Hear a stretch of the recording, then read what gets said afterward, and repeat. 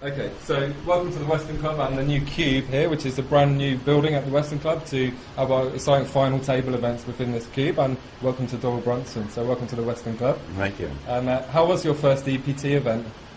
Well, I survived the first day. I play again tomorrow at noon, and I think it's a pretty big field.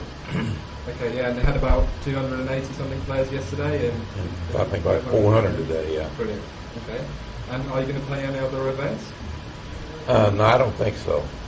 I'm going to go from here to Cannes for the World Series of Poker Europe. And is this your first visit to the Western Club? Yes, it is. Yeah. Have you had a chance to play here yet? No, tonight will be the first time. So we're just about to start a game in a minute. Hopefully. Brilliant.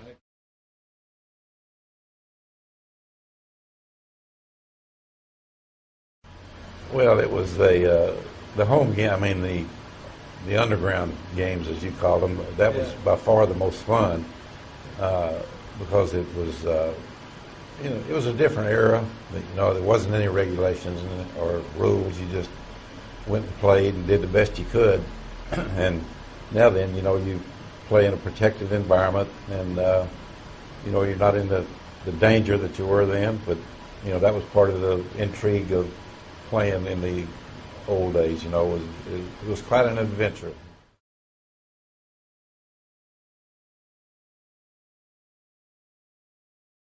I didn't think they had much chance until today or yesterday, and I understand they made some kind of a deal with some French group that part of the deal is to play the American players and the European players their money back. Yeah, so I think maybe it'll happen.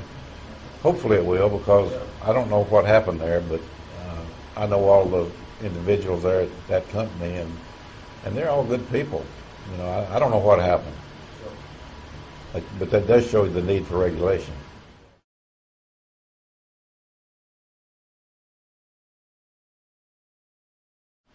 Well, it's brought thousands of players. They can create their own games. They can play at the level that they're comfortable at, and they can play for free to learn. So it's created a lot of players. It's taken away the personal aspect of the game, which is what I always found, attractive, being able to look at your opponent. And to me, that's what makes a good poker player, somebody that can understand his opponent, and the way your opponents play dictate the way you play.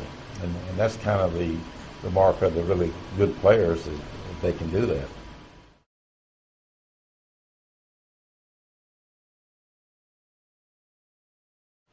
Well, it teaches you about people. You learn more at a poker table with a guy playing for a few hours than you learn in a month with him in the business world.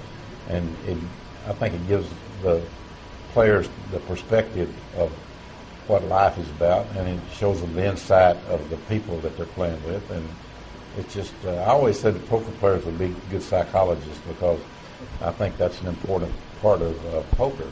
And that's not on the internet, but in the live games it is.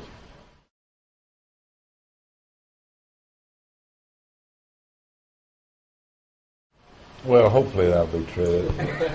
It's certainly evolved from the days back when they looked at you like you were some sort of a criminal because you played poker, and it's advanced further than I ever thought it would be in my lifetime.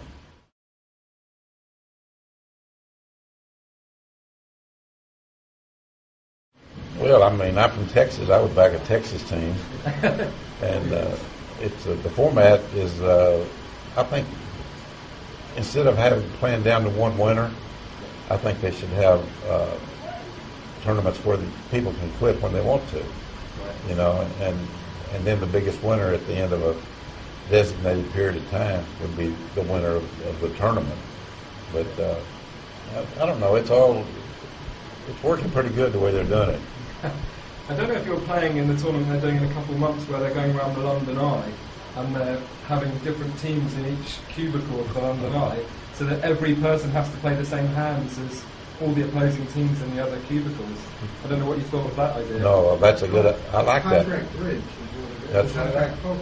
Yeah. That's exactly the analogy I would make, is the contract bridge. And so But again, because you're against different opponents, I don't think it's really a true measure because people react in different ways.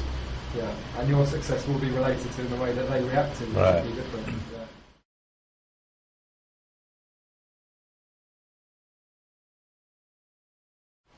Well, I would have them read all the books that they could find, and I would have them play all they can play. There's nothing that helps a poker player more than experience and playing. And so that's what I would recommend, you know, that you read and play.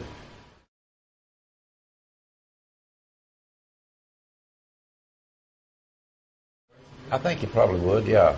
I think that in order to be really a good poker player, that I think it would be good to be play both games. And it is different, you know, whether people think it's not, but it is. It's very different.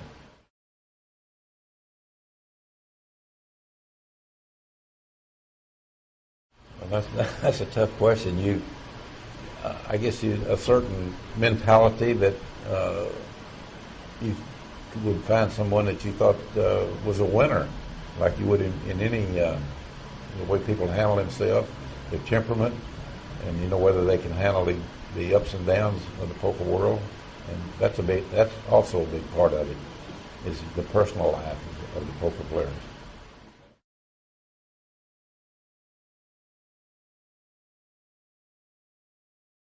Well, it gives them a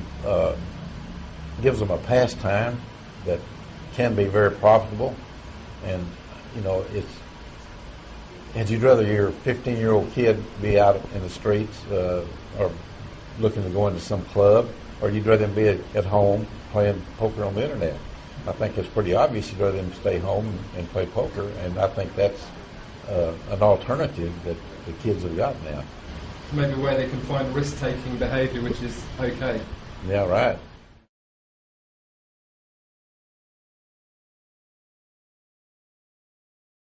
I'd give it to a good poker player.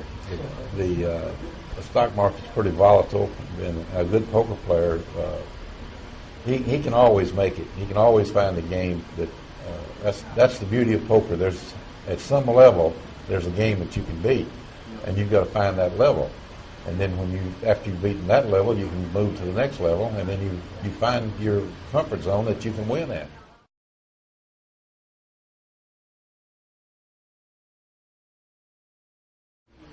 I think probably my legacy would be that I played longer than anyone else ever did at the highest stakes. I'm very fortunate, you know, that I'm 78 years old now, you know, and I've got most of my skills left.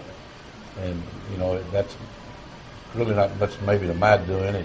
It's to the genes that you've got. And I've always tried to keep my mind active. And, well, let's face it, I've always just kept playing poker. And I think that helps. I hope you can do that for many years to come. Thanks very much for talking to us today. All right, you're welcome. Thank you. My pleasure.